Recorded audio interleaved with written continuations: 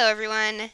I know I have some people who have requested videos, but I really wanted to get this out there because this is a conversation that I have weekly, if not daily sometimes, and I really wanted to just have a summary out here for people to be able to refer to when they're feeling nervous about this topic. Now, obviously, in a short YouTube video, I'm not going to be able to do a full review of the science and the literature, but I'm hoping that this can at least be a jumping off point to outline a different perspective and give some resources into further research. So that topic is cholesterol and saturated fat. This comes up a lot because a lot of the dietary protocols that I give to people are very high in saturated fat. And a lot of people coming to my practice have tested to be very high in their cholesterol levels.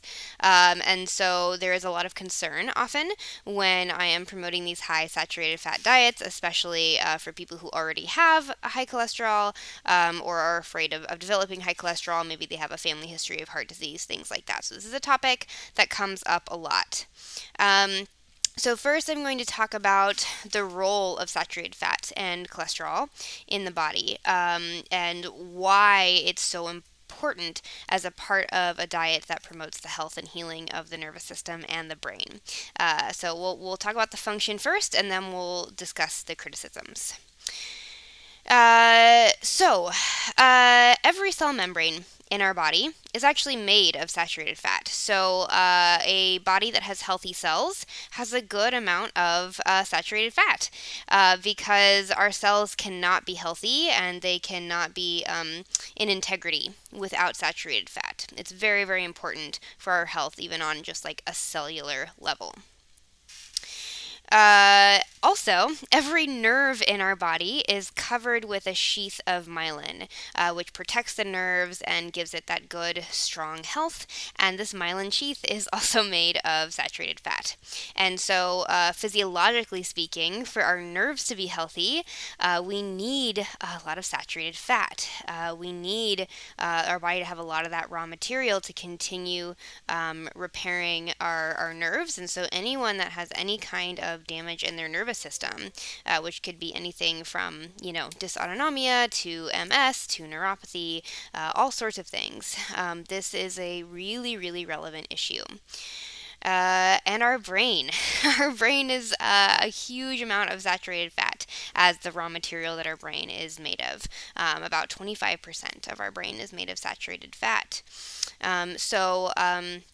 If you are having issues with your brain function, right? Anything from dementia to depression to learning issues, brain fog, difficulty focusing. The list could go on and on and on with this one. But if we want to have our brain healthy and robust and constantly repairing itself, again, we need to intake a lot of saturated fat. The immune system also uses cholesterol as a reparative substance in the body. Cholesterol is actually a healing substance. It is actually what carts away toxins as it's moving around in the blood, and it is kind of putting down new material to repair tissues in the body. And that's kind of where this idea of good and bad cholesterol came from. That it's seen that it's good when cholesterol is doing one half of that job, but not the other. Really, both sides are essential to healing and detoxifying and repairing. We need both the cholesterol that carts away, we need both the cholesterol that brings new reparative of tissue in. That kind of good and bad cholesterol idea goes away, just understanding that. So it's really important to understand that without cholesterol, the body cannot heal itself. So those are all the things that cholesterol does, and that is why we need saturated fat in the diet if we're going to be healing the brain and we're going to be healing the nervous system, and if we're going to be healing at all, right, through the whole immune system. So with that being clear, what about all these criticisms? What about all the things that say that saturated fat and blood cholesterol levels being high is so dangerous? And mostly this comes down to concerns about heart disease. That's really kind of the crux of most of the concern. And there is a very pervasive idea in our society that if you eat fat, saturated fat, you will raise your blood cholesterol levels, and if you have high blood cholesterol levels, you're more likely to develop heart disease. And when we actually start looking at the literature and at the evidence and at our clinical observations, we realize that none of those things are actually correlated with each other. So this hypothesis was started in the 50s by someone named Ansel Keys. And basically, the health officials in the U.S. were horrified because through the 40s and into the early 50s, heart disease, especially in middle-aged and elderly men, was skyrocketing. Heart disease had never been an issue before. Like one of the first times we actually even see a heart attack described in the medical literature was in like the 1920s. Like this was not really a phenomenon before. And so now people are having heart attacks and strokes, and people were really terrified. Now, it's important to think about the context of the history of our food industry and food production in terms of what was also going on in the food industry, from the early 1900s into the 50s, right? And this was a time when our modern food system was being invented. This is when advertising became a thing, right? Especially advertising for food products. This is where commodity food became a thing. This is when they started using all the industrial seed oils like canola oil and things like that instead of animal fats in the diet. And this is when they started really promoting like shelf-stable processed foods, right? When all these huge campaigns were going on showing how, you know, people who spent all this time, women, it was really targeted women, who spent all this time at home cooking, were dreary and old fashioned. You needed to just buy like ready-made food. There was this huge push for that during that time. So interesting correlation, right? That all was happening in our food system when suddenly we started getting these phenomenons of high rates of heart attacks and strokes and things like that. But Ansel Keys had this hypothesis, well, maybe it's the beef fat that people are cooking things in, because traditionally that is like the main fat that people cooked in the U.S. and in other, most countries as well, like lard or tallow. So he had this hypothesis, and he basically made this graph that showed correlations between how much heart disease was happening and how much saturated fat was consumed. And it didn't fit. So he pulled out all the countries that didn't fit, and then it looked like a perfect curve. And so he brought this to the health authorities at the time, and they said, great, now we have something to blame. And basically, it's been a mess since then. Since then, they've been trying to gain evidence for this hypothesis, and they've really failed. But unfortunately, it still is the dominant idea in mainstream medicine and mainstream health guidelines. So there have been multiple massive interventional studies, especially in the 70s and 80s. There's quite a few that are discussed in some of the resources I'm going to share with you, and I don't have time to go through all those studies in a short video. But there have been these massive interventional studies, and that's where they actually introduce a certain or take away like a certain nutrient, and they have a control group, right? So they can actually see a change effect. That's what's an interventional study, right? Where they actually have a baseline and they make a change and then measure the things that shift from that change. And none of these studies have been able to show any cause and effect link between blood cholesterol levels and heart disease, or between saturated fat intake and heart disease. So it really is a failed hypothesis. There are correlational studies that show sometimes that people who have diets high in saturated fat tend to have higher mortality rates overall from heart disease. And so if you just start searching, on like PubMed for heart disease and cholesterol, you will find studies that show this correlation. The issue is that these are correlational studies, right? And we see these kinds of lifestyle biases in these correlational studies where they just show that certain things seem to come together. But, if we look at Western culture, we see that the type of people that tend to be eating a lot of saturated fat, like a lot of beef in the diet, are people who are also eating it like with a bun and french fries and a soda and then getting ice cream afterwards, right?